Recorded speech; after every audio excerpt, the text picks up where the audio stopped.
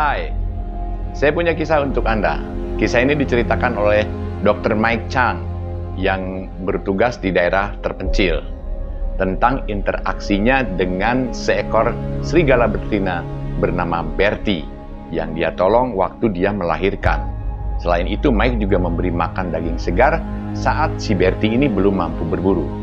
Dan 2 tahun kemudian, hal yang mengejutkan pun terjadi. Bertie membawa daging segar hasil buruannya, berupa kelinci, daging burung, daging babi, dan seterusnya. Tapi yang lebih mengejutkan, yang bisa dibilang epik lah, adalah saat Bertie menyelamatkan Mike dari bencana alam longsor yang menghancurkan rumahnya. Hanya beberapa saat sebelum longsor itu terjadi. Kisah selengkapnya akan terbagi ke dalam 2 part, karena jika satu part akan terlalu lama. So, believe it or not with this story, just suit yourself. Tapi paling tidak, kisah ini bisa menjadi contoh positif bagi manusia agar selalu menjaga keseimbangan alam. Well, this is the story, part 1. Cerita dimulai saat Mike pulang berjalan menuju rumahnya sehabis mengobati pasien.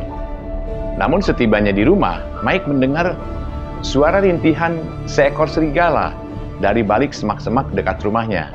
Dengan hati-hati, Mike melangkah menuju suara itu berasal. Ternyata ada seekor serigala yang tengah melahirkan.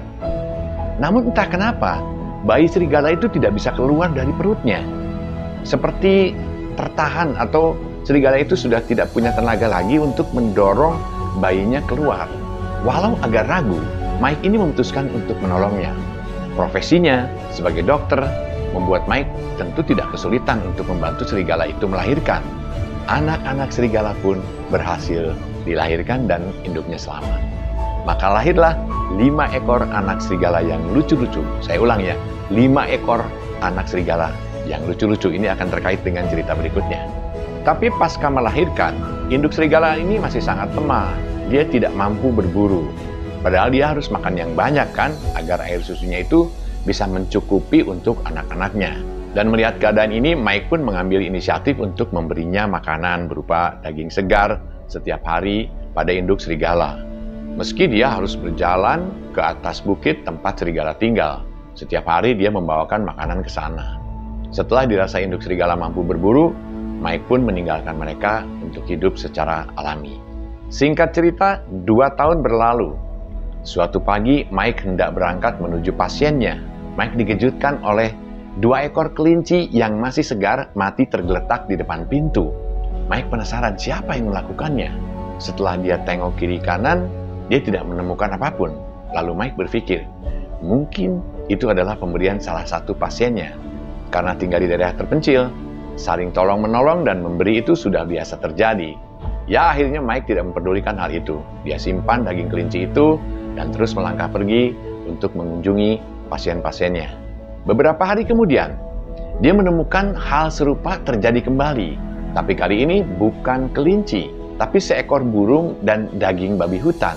Dan melihat hal ini, Mike mulai curiga. Dia yakin bahwa ini bukan perbuatan warga setempat atau pasien-pasiennya. Dia periksa burung dan daging babi hutan itu dengan teliti. Dan ternyata benar, terdapat bekas gigitan serigala pada burung dan daging babi hutan itu. Dia tentu heran kenapa ada serigala tidak mau memakannya, malah ditinggalkannya di depan pintu rumahnya. Dan sejak saat itu, setiap pagi Mike membuka pintu rumah, daging segar hewan buruan selalu ada di situ. Rasa penasaran Mike mendorong dirinya untuk diam-diam mengintip dari jendela untuk mengetahui serigala yang selalu membawakannya daging segar itu. Tak lama kemudian, terlihat 6 ekor serigala dengan daging buruan di mulutnya. Salah satu dari ke-6 serigala itu, Mike mengenalinya. Dia adalah serigala yang pernah ditolongnya beberapa tahun lalu. Dan 5 ekor lainnya, itu pasti anak-anaknya yang dia tolong saat melahirkan dulu. Tak terasa, Mike pun meneteskan air mata. Terharu atas peristiwa ini, bahwa seekor serigala beserta anak-anaknya sangat tahu berterima kasih, meski dengan caranya sendiri. Sampai di sini dulu part 1. Agar video ini tidak terlalu panjang, kita lanjutkan nanti ke part kedua. Bye-bye. Semoga bermanfaat.